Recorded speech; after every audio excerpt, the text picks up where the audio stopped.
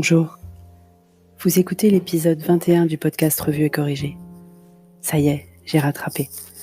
Le podcast correspond maintenant au billet de blog publié ce jour, dimanche 29 mars. Et il s'appelle « Un week-end de technique ». Hier, je me lançais dans le podcast. Aujourd'hui, j'ai essayé de migrer le blog sur lequel vous me lisez, certes pour certains d'entre vous, pour quelque chose de plus professionnel. En fait, ça fait déjà plusieurs jours que j'avais décidé de donner à ce blog, puis à terme à mes autres sites, un hébergement et des fonctionnalités d'administration plus poussées que ce qui est disponible sur les outils gratuits de WordPress. Ne vous méprenez pas, je trouve que WordPress.com est top pour un outil gratuit. Je pensais, à tort, vous allez voir, que j'étais mûre pour passer à l'étape suivante.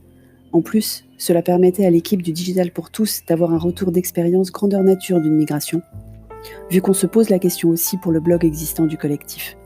Je m'étais portée volontaire en cobaye, puisque j'avais la même intention. J'en ai aussi profité pour acheter un nom de domaine en bonne et due forme à ce blog, qui mérite autre chose qu'un URL avec WordPress dedans, non ? Revu et corrigé ES n'était pas libre, revu et corrigé ES si, donc me voilà la fière propriétaire d'un nom de domaine presque parfait. Ce matin, je reçois donc le mail tant attendu de l'hébergeur choisi, hébergeur chaudement recommandé par un membre de la Redacroom et que je teste, vous l'aurez compris, pour l'ensemble du collectif, mail qui m'annonce que le contenu a été migré par leurs soins et que je n'ai plus qu'à aller le mettre en forme, puis faire les redirections nécessaires des liens depuis le blog en WordPress vers mon nouveau domaine pour les liens déjà publiés. Pas qu'un peu inquiète à l'idée de devoir faire un truc pas qu'un peu technique, je préfère commencer par la mise en forme de mon site. Il se trouve que le thème du vieux site, celui sur lequel la majorité d'entre vous l'ont découvert, n'est plus actif. Je dois donc en changer. Après 39 tests, je ne les ai pas comptés, mais le panel d'administration affiche le nombre de thèmes installés, je finis par choisir un thème appelé Human, H-U-E-M-A-N. Pas exactement ce que je voulais, mais une fois customisé, je me disais que je pourrais en faire quelque chose, et que 39, c'était un chiffre bien assez rond.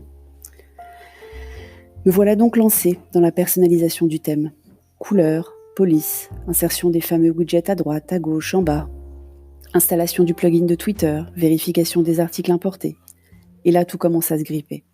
Il manque pas mal d'images à ma bibliothèque de médias, comme si l'import s'était arrêté avant le début du confinement et que mes images étaient restées coincées dehors. Heureusement que je suis organisée. J'ai un dossier sur mon ordi dans lequel je sauvegarde toutes les images. Je vais donc les rechercher une à une, les rattacher au bon article, et je ne suis pas peu fière du résultat quand Petit Dom m'appelle pour déjeuner.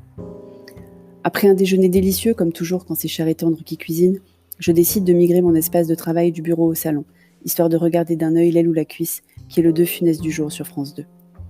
Bonne idée de la part de France 2 de proposer des films qui ont bercé l'enfance des parents d'aujourd'hui. Une bonne occasion de redécouvrir cela en confinement avec nos propres enfants.